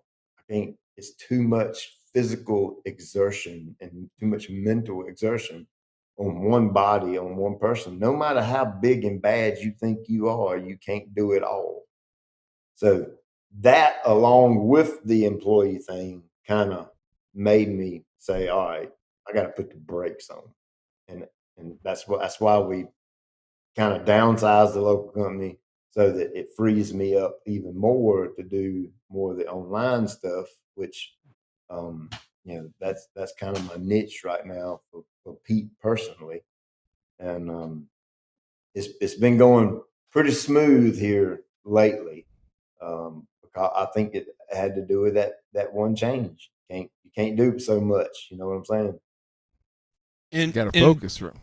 Yeah, and we're gonna have to wrap this up. And Pete, I hope you come back on and we have this next conversation and you talk about making the shift to the online thing, because and the part I was gonna say about it is that at a certain point in any segment of the turfgrass industry, your physical limitations will get met, and that could be from overwork, that could be just from the fact of getting older. And not being able to have the same capacity of physical output that at one time you could, or amen, brother. And it's the little things, it's the pains, it's the starting to get arthritis in the toes kind of thing, and it becomes a compounding thing where you're always in pain. My Achilles tendon always hurts, and there's nothing I can do about it that's going to fix it, and you have to take a look at what you've got in front of you and start Xing off the things that are requiring the most extreme amount of physical exertion, because you just aren't 22 years old anymore.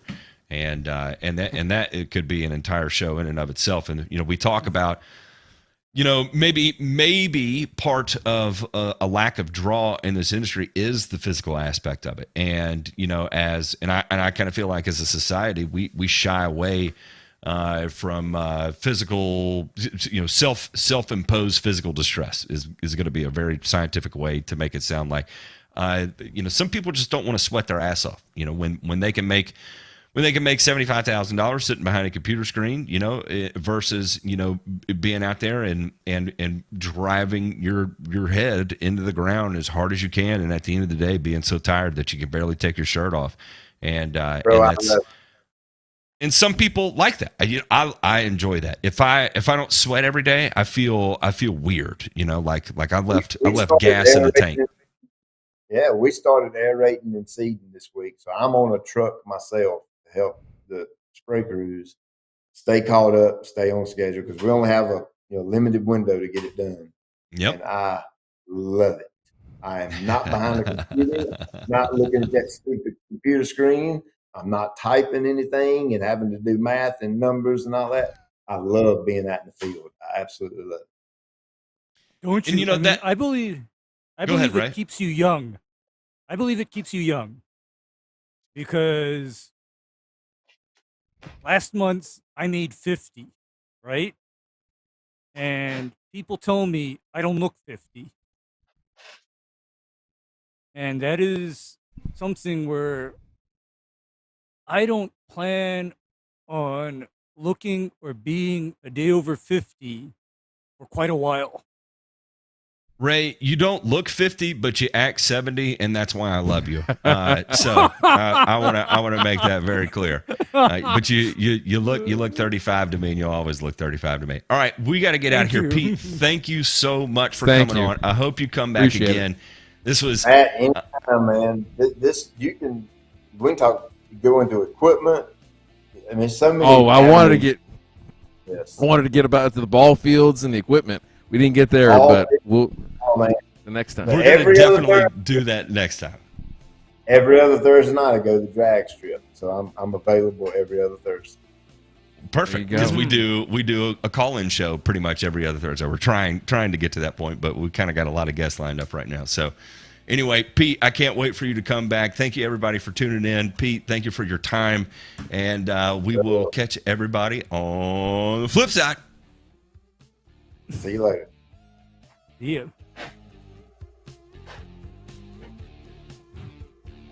Well, that's one way to exit. Yeah.